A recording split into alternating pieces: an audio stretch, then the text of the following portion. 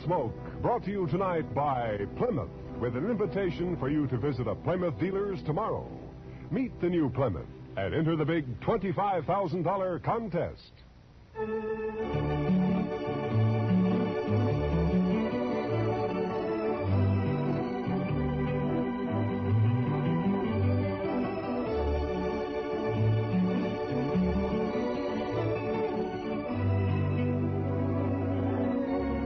Throughout Kansas and in the territories on west, there's just one way to handle the killers and the spoilers. And that's with a U.S. Marshal and the smell of gun smoke. It's here, a new kind of low-priced car. The exciting 53 Plymouth, completely new, completely beautiful.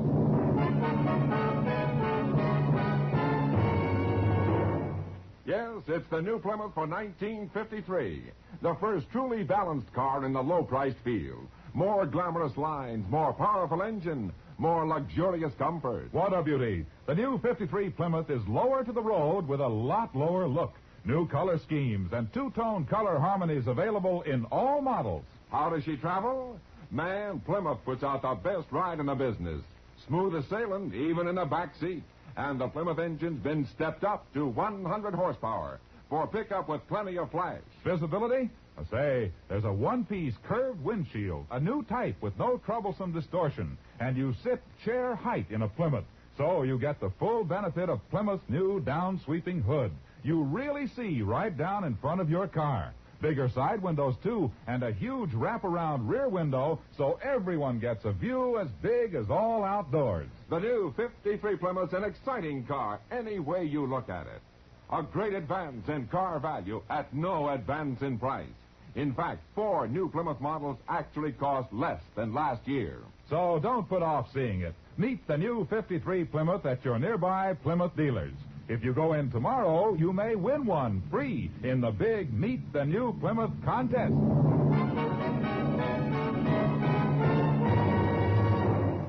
And now, Gunsmoke, starring William Conrad. The story of the violence that moved west with young America. The story of a man who moved with it. Matt Dillon, United States Marshal.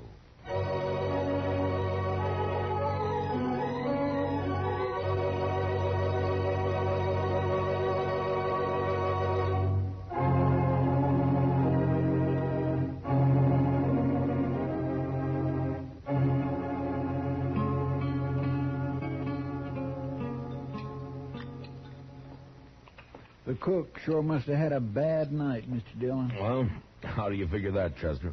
Well, sir, I never saw so much chili pepper on a couple of poor eggs. He must figure everybody's got a hangover this morning. Almost everybody usually has of a Sunday around here.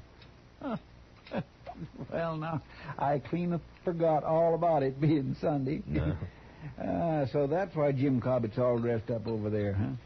First time I've ever seen him with his hair combed in. Well, haven't you heard about Jim, Chester? He's going to get married. He's got his wife-to-be coming in on the train from back east today. Jim Cobbett? Yeah. Well, now, what sort of a woman would that be, Mr. Dillon, who'd come clear to Dodge City to marry a fellow like Jim? No, Jim's a good man, Chester. It's just that, well, living out on that homestead of his year after year's made him grow a little off-center, so... Loneliness will do that to a man sometimes. Morning, Marshal. Chester. Morning, Hank. Well, what do you think of that old goat Jim Cobbett getting himself hitched? It's a fine thing, I'd say. Well, Jim's no older than you are, Hank Lewis. Older, maybe. A lot less respectable. Now you're talking your usual nonsense, Hank. Am I, Marshal? What about Jim's first wife who disappeared off of that place he had up north on Hackberry Creek? Just plain disappeared, she did. Jim never explained that, and nobody ever saw her again either. Oh, you're worse than an old woman with your gossip, Hank. Jim's never done anything to you, Hank. Nothing except stake his homestead on the only spring south of the Smoky that didn't dry up. Cheated me out of it, that's what. He filed his claim 2 weeks before you did, Hank, and everybody knows it. Sneaked into town, that's what he did. Sneaked into town behind my back. Still telling your lies, ain't you, Hank Lewis? Now, you keep away from me, Jim. Keep away. I've never bothered you, Hank. But I hear you talking around Lila. When she gets here, I'll hurt you. I'll hurt you bad. What is it you want to hide from her, Jim? Maybe that business about your first wife? All right, don't touch that gun, Hank. Not a move. You arrest him, Marshal. You saw it. Get up. Put him in jail now. I didn't touch him. Shut up. Now, you're just lucky you weren't killed. Now, you get out of here and stay away from Jim. It's his wedding day, and if I find you bothering him again, I'll throw you in jail. Now, go on, move. Fine. All we got around here, man. Get some packing up and happening. Sorry to make trouble, Marshal, but I won't hold for his making that talk around Lila. Oh, forget it, Jim. Just keep clear of him for a while. What time's the wedding? About 3 o'clock. At least that's when the preacher said he'd come down. It'll be at the church, won't it, Jim? Well, no. The preacher thought maybe it'd be better to do it somewhere else. It's because of... Yeah, sure, Jim. Dodge City House would be a fine place, wouldn't it? That's just what I'd planned, Marshal. I brought a jug of corn in with me in case anyone came around, maybe. Jim, I wouldn't miss it for the world. I'm going to be there for sure. Yeah, me too, Jim. I certainly do enjoy a wedding. I never got married myself, but I sure do like to watch. See you later, Jim. Sure, Marshal. We'll be there, Jim. Bye.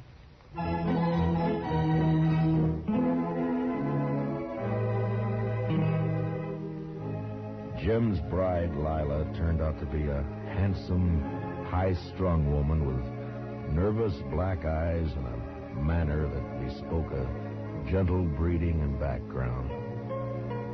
I watched her, and I wondered how she'd ever make out in this crude, raw country she'd chosen to come to.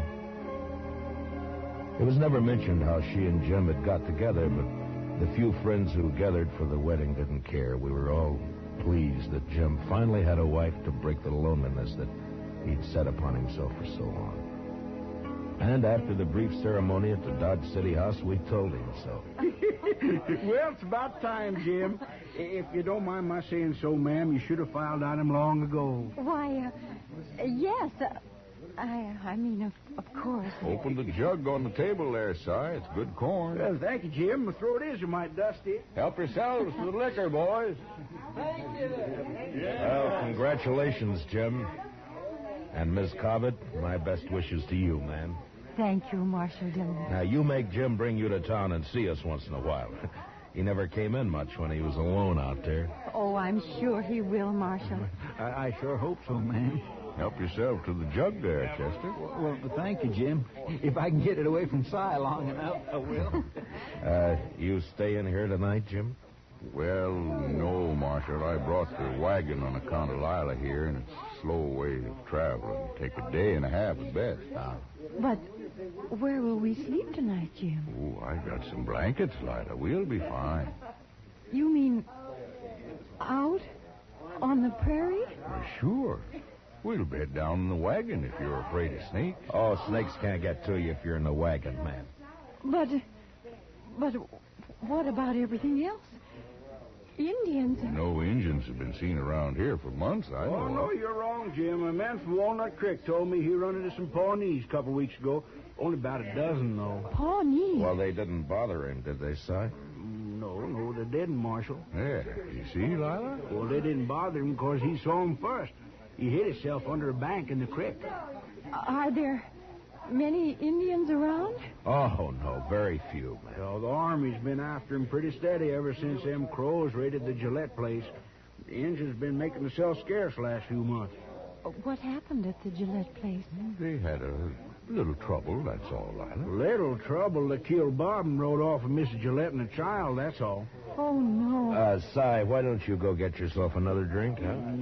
Yeah, well, I was just thinking about doing that. Well, no, I suppose it'll be easier on Mrs. Gillette once she learns to talk Crow, but still, it's a hard life on a white woman suddenly being made a squaw. Oh. The jug's almost empty, Si. You better hurry, huh? By golly, hey, fellers, I got another swatter coming. Liquor's working on the side, Lila. Don't pay no mind. Jim, is it true what he said about that poor woman? Now, Lila, don't you fret about that. Is it true? I want to know, Jim. Yes. Jim, if you stayed in Dodge City tonight, well, you could start out before dawn tomorrow. Oh. Maybe it'd... No, Marshal. Jim thinks it's best we leave tonight. There's nothing to fear, Lila, but if you'd rather stay, we can... No, we'll go, Jim. If you'll excuse me, I'll go change into something more suitable. Goodbye, Marshal. Goodbye, ma'am. We'll see you in Dodge City real soon, I hope. Of course. I'll be down shortly, Jim.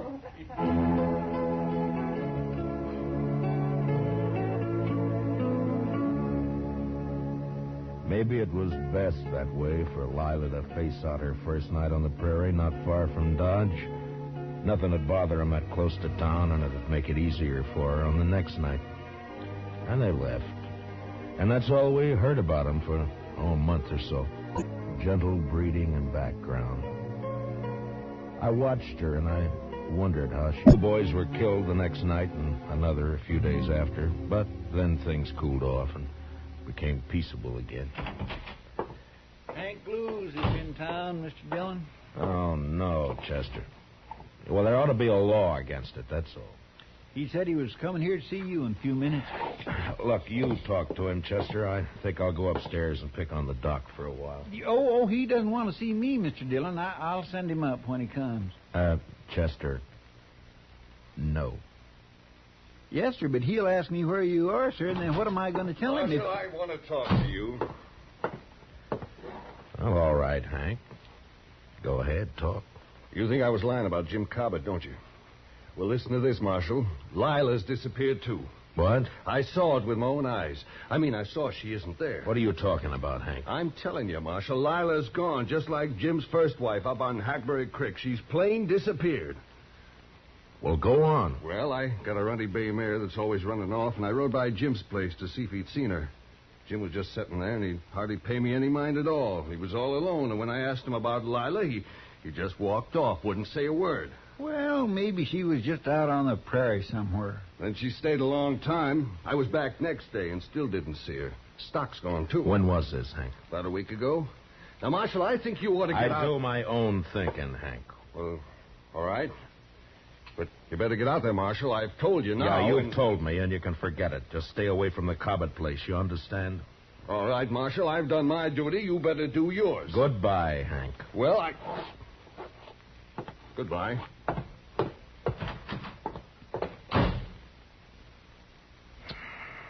What are you going to do, Mr. Dillon? Only thing we can do, Chester. Go saddle our horses, will you? I got some things to clean up around here. Yes, Mr. Dillon.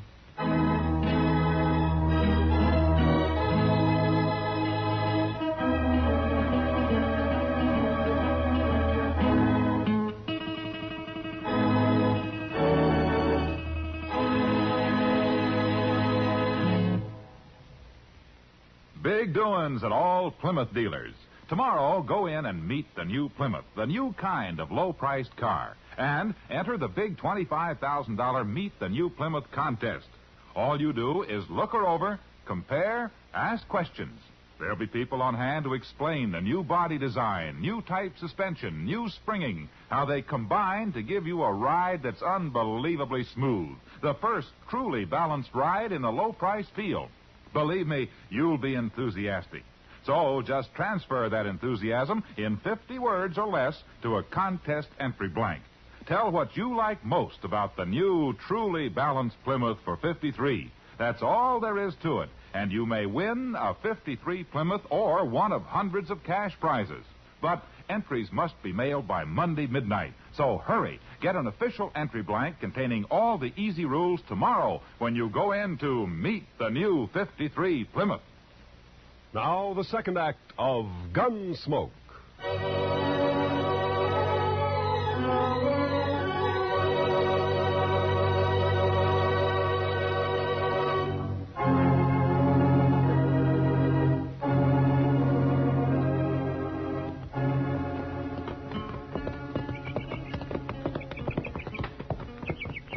Sure looks quiet around here, Mr. Dillon. Yeah. Yeah, come on. They're probably inside. You think Lila's here, don't you, sir? I will soon find out, Chester.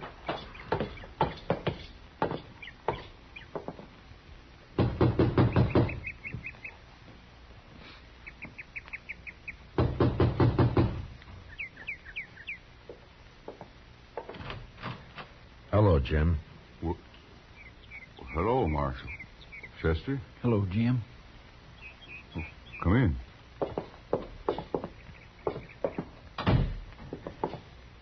How have you been, Jim? Hank Lewis told you, didn't he, Marshal? Where is she, Jim? Hank Lewis said I killed her, didn't he, Marshal? Oh, now, Jim, you know I don't pay any attention to what Hank Lewis says. Then why'd you come here, Marshal? To help you, if you're in trouble. Lila isn't here. And I'm in trouble, all right. Well, what happened, Jim? Where is she? I don't know.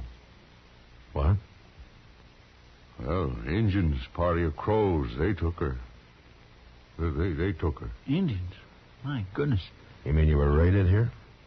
Maybe 10 days ago, a war party, about 12 crows. Well, what happened? Well, Lila was out there by the spring.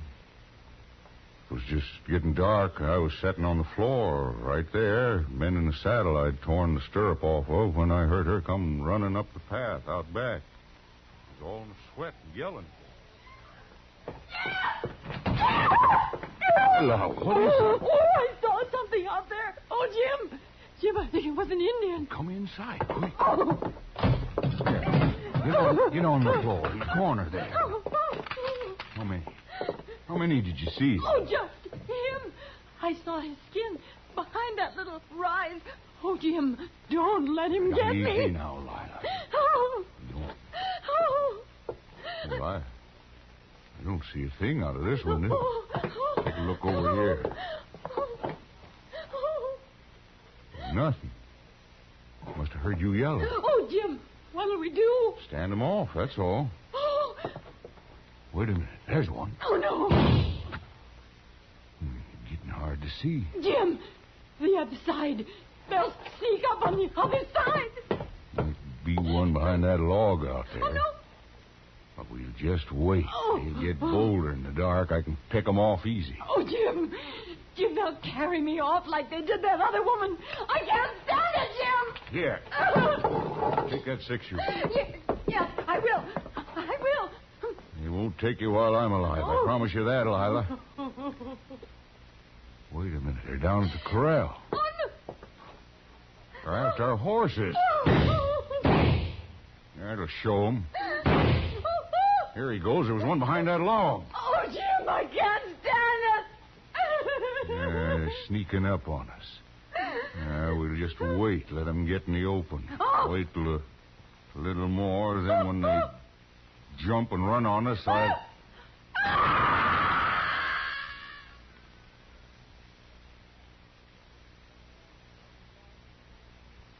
Well, go on, Jim. What happened then? Yeah. What'd they do when they rushed you? Well, one of them must have got in the window behind me. When Lila screamed, I was knocked out, and when I come to, the Indian was gone. Lila was gone, too. Were you shot, Jim, or what? No. Injun must have got behind me somehow and clubbed me, that's all. Did you try to follow him? How could I, Marshal? They run off. The horses stole them. Yeah, I see. Anyway, I was out a long time. There wasn't a sign of anybody when I come to. Well, they could be in the Rocky Mountains by now. We'd never find them. I'll report this to Colonel Jenkins at Fort Dodge, and he can spread the word through the army post. Thanks, Marshal. I'm sorry, Jim. But I guess that's all I can do for you. Sure, Marshal. Come on, Chester. Let's take a look around outside and then get back to Dodge City. Yes, sir. So long, Jim. I sure am sorry it happened. So long.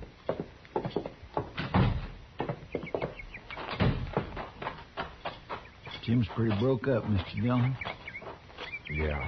That's terrible. And her a squaw now. Yeah. My, aren't those pretty, Mr. Dillon? What? Hey, that bunch of columbine there, growing right in a row. I think I'll just put one in my hat. No, wait a minute, Chester. Huh?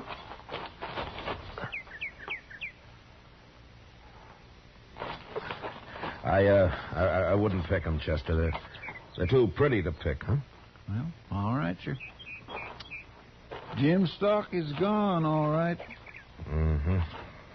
You know, Mr. Dillon, Jim Cobbett ain't the luckiest man in the world, is he? No, he sure isn't, Chester. Come on, let's get out of here.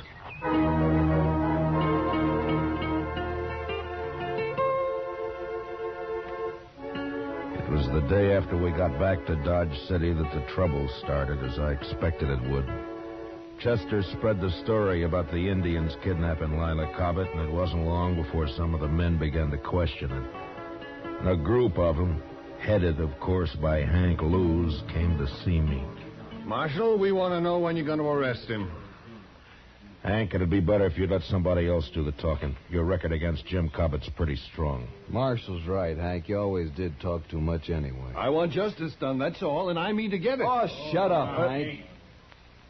Marshal Hank sort of talked us into thinking you don't aim to do anything about Jim Cobbett. Is that true? Well, what's your idea, Merritt?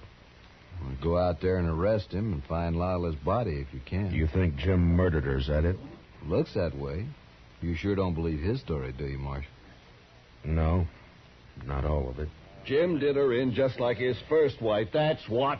It's a sure thing Marshal no Indians would have stolen the woman and left Jim lying there without scalping him. Indians just being made that way. Merritt, I don't know what happened out there, but I'm going to find out. Then what are you waiting for, Marshal? The doc. The doc? What's he got to do with this? Miss Prillifew had a baby this morning. The doc was up all night, and he's sleeping today. We're going to ride out to Jim's tomorrow. Well, I don't know what you need the doc for, but we'll wait and ride out with you. You won't ride anywhere, Hank. When I need a posse, I'll ask for it. And I don't want a single man of you anywhere near the Cobbett place. Is that clear? All right, now get out of here. I got work to do.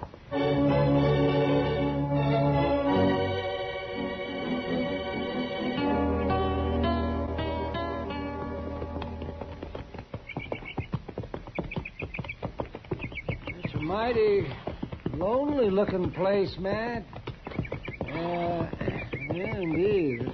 I wonder what Lila Cobbett thought when she first saw it. She must have been mighty fond of Jim to come here at all, seems to me. Yeah. Well, I hope Jim's still there. Isn't that him there? Down by the corral there, isn't it? Oh, yeah. He's got a new horse. Oh.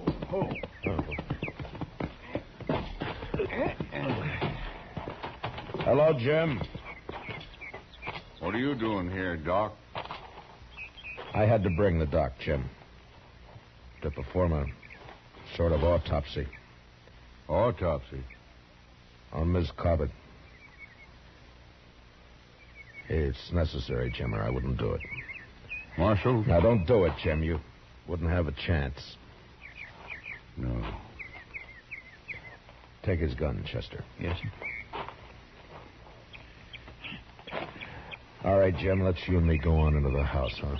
I don't imagine you want to watch this. Where is it, man? You want to tell him, Jim? Over there, under that row of columbines. Well, So, that's why you wouldn't let me pick any, Mr. Dillon. I watered the ground a lot to make it hard. It was a good job, Jim. Come on, let's go in the house. Shovels out back of the corral. I'll get it. Yeah, all that water and it didn't do any good.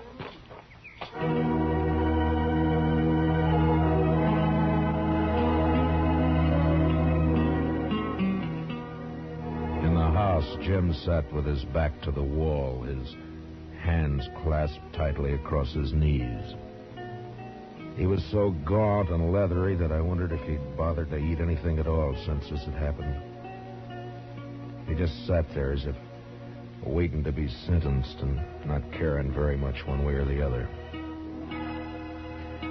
Finally, Doc and Chester were finished, and they came into the house. Got back to Dodge City that the trouble started, as I expected it would. Chester spread the story. I know, but what did you find? Well, she was killed by a .45. Fired at close range. Bullet entered her head just under... Never mind, Doc. Jim's gun here is a .45, Mr. Dillon.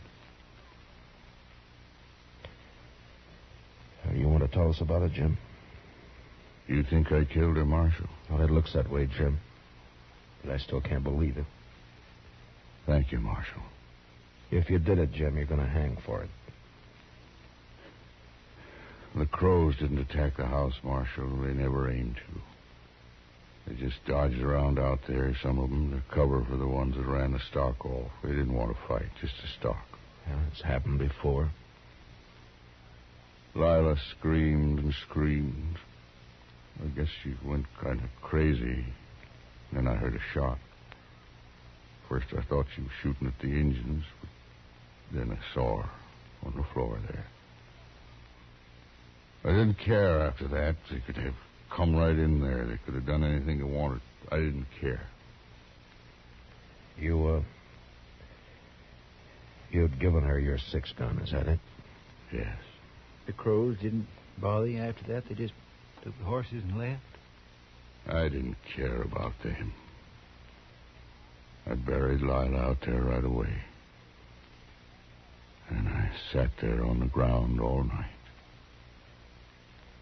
Everything had been all right, Marshal, but when Hank Lewis came by, I got scared. I didn't want to talk to him, but I knew what he'd say. So, I put water on the grave and tried to hide it. Except for the flowers I'd planted. I just couldn't not have planted flowers there. Yeah, he's telling the truth, Matt. Yeah, Jim isn't lying. No, sir, he certainly isn't. There's no reason I know of why Jim should stand trial. What about Hank Lewis, Mr. Dillon? He'll make trouble. The three of us here have heard the story and seen the evidence. Hank's talk doesn't mean a thing. I have no cause to arrest Jim. Then I can go, Marshal. Go? Go where? I don't want to live here anymore. It's like the other place up north after my first wife rode off. She just said goodbye and rode off one day. I was ashamed of that, so I never told nobody what happened. I left the place. Like I'm leaving this one. Well, you got to settle down sometime, Jim. No, I don't. I got bad luck both places. I won't settle down no more. We won't stop you, Jim. I think I'll go now, Marshal. I don't want to spend another night here. I'll get my things together. Yeah. We'll wait outside. Come on, Chester. Doc.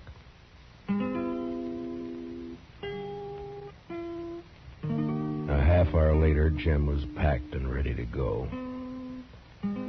Silently, he shook hands with each one of us and then mounted and rode off. Yeah, the prairie had dealt hard with Jim Cobbett, but the man was too tough and dry not to survive somehow. He wouldn't try again to be happy, but he'd live. He'd make his way. We watched him disappear while the sun went, and the land cooled and became still and quiet.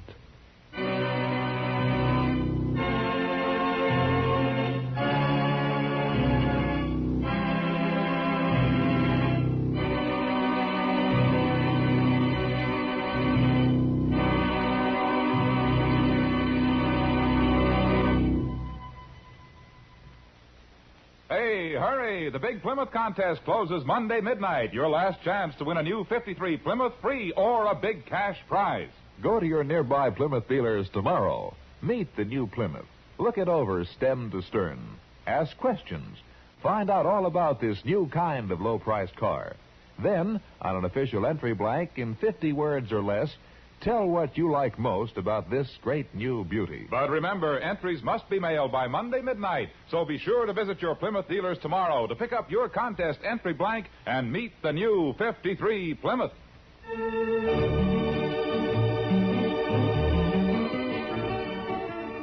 Gunsmoke, under the direction of Norman MacDonald, stars William Conrad as Matt Dillon, U.S. Marshal.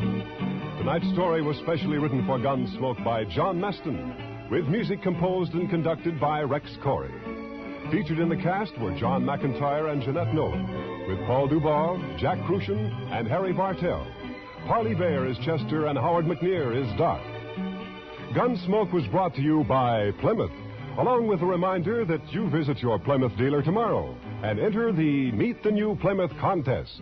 Remember, entries must be mailed before Monday midnight. Clancy Cassell speaking. This is the CBS Radio Network.